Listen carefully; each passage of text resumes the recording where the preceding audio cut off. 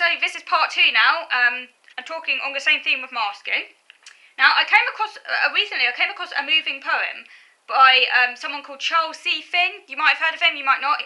He's an American poet, and I thought his poem was really very, very moving because it articulates the alienation caused by wearing a false mask. Now, I'm going to read part of it out to you. I'm not going to read all of it out to you, and I'm going to it's like a sort of edited version. I'm just going to read it out, just cutting that bits out, because otherwise it will go on too long. But I'll put the link to the poem at the bottom of this video, so you can go and read the full poem. And this poem is courtesy of Charles C. Finn, who's the author, and it's called "Please Hear What I'm Not Saying," and it was written in 1966. So here goes. Don't be fooled by me, for I wear a mask, 1,000 masks. Masks that I'm afraid to take off, and none of them is me. Pretending is an art that's second nature with me, but don't be fooled. I give you the impression that I'm secure, that all is sunny and unruffled with me, within as well as without. That confidence is my name and coolness my game. That the water's calm and I'm in command. And that I need no one. But don't believe me. My surface may seem smooth, but my surface is my mask. Beneath lies no complacence. Beneath lies confusion and fear and aloneness. But I hide this. I don't want anybody to know it. I panic at the thought of my weakness exposed.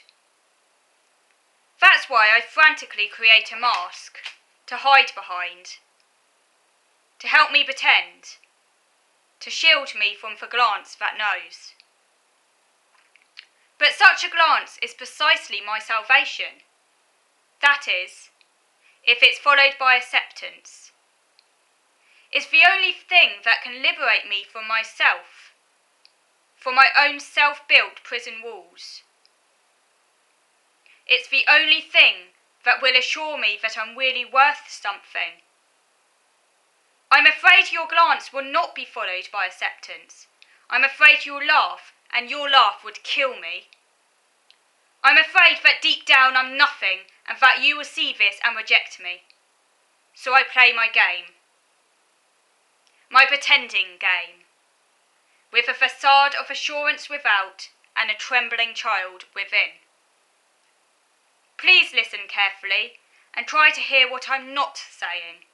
What I'd like to be able to say, but what I can't say. I want to be genuine and spontaneous and me. Each time you're kind and encouraging, my heart begins to grow wings. You can remove my mask, can release me from my shadow world of panic, my lonely prison, if you choose to. Who am I, you may wonder? I am someone you know very well, for I am every man you meet, and I am every woman you meet.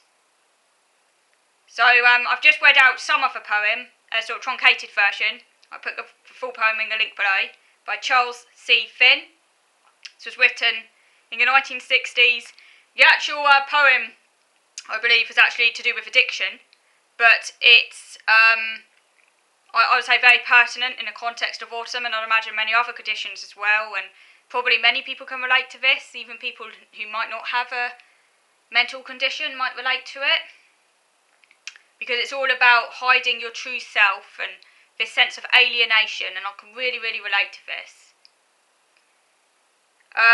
I can relate to this as I mask my authentic autistic self whenever I'm in public, and it makes my life very hard, but I fear ridicule and the lack of acceptance referred to in a poem. So the only reason I mask, the only reason why I try and conform, is because I don't want to be laughed at. I don't want people to be horrible to me, because my ego is really fragile. It just will not be able to deal with that. It would be torn apart, and I then have to spend whole hours, possibly days, weeks, or even longer, because I find it very hard to forget things, processing a rejection, which would be painful. And I've had to do this when I was at school and other things, and I'm just not strong enough to deal with that anymore. So that's why I mask, and I'm not doing it to please other people. It's all about self-protection. But I often sort of compare myself a little bit to being almost. If you think of a dog, for example, say a dog that's been abused. Now, I've never, I've not been abused, in inverted commas, but I'm just using it as a kind of analogy. If you think of a dog that's been abused, kicked and wounded and things like that, that dog's going to grow increasingly wary of people. The dog might originally have been, incredibly gentle and I don't know, open and would but it's been abused. It's been treated badly, and that dog will then. Some dogs will turn aggressive or incredibly challenging, but another approach would be passivity. The dog would have its tail beneath its legs, and it would do exactly what its master asks, not because it wants to please its master, but out of fear. It won't do it because it wants to please, but it will do it because out of fear. Because a dog that's been well looked after, and been kindly treated, generally wants to please its master. A scared dog, by contrast, is scared of a whip. So, it will have fear in its eyes, and it will be passive. But beware that dog can bite. Because sometimes a dog that behaves under fear, the dog that appears incredibly passive, and is almost passive to the point of not even being natural, sometimes that burden for the dog gets too bad, or too much I should say, and those dogs sometimes actually end up biting, or like that, or like suddenly behaving apparently out of character, and I sometimes think there are parallels. Like I feel like I often go around with my tail. I don't have a tail, but I'm just using an analogy with my tail beneath my legs, kind of being all passive and things like that, and not doing it because I want to please others, but out of fear. But because this is painful, I am sometimes quick to bite back as well. Sometimes even when a person doesn't deserve it, because there's an undercurrent of resentment there and anger as well. So and I think that comes about through masking and doing it just because out of fear. But as I'm getting older, I'm trying to stop masking so much. I think trying to kind of be myself more, but the fear of being judged and ridiculed is there because ridicule can be incredibly painful and it can even be dangerous sometimes. Like some people can be really cruel and vindictive, and I've learned the hard way that some really horrible people out there, so I need to protect myself.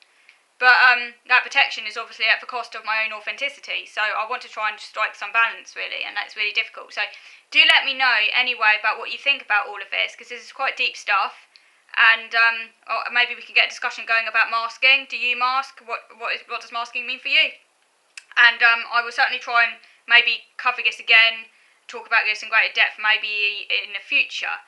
So that's all for now. I will speak to you again next week, and thank you for watching.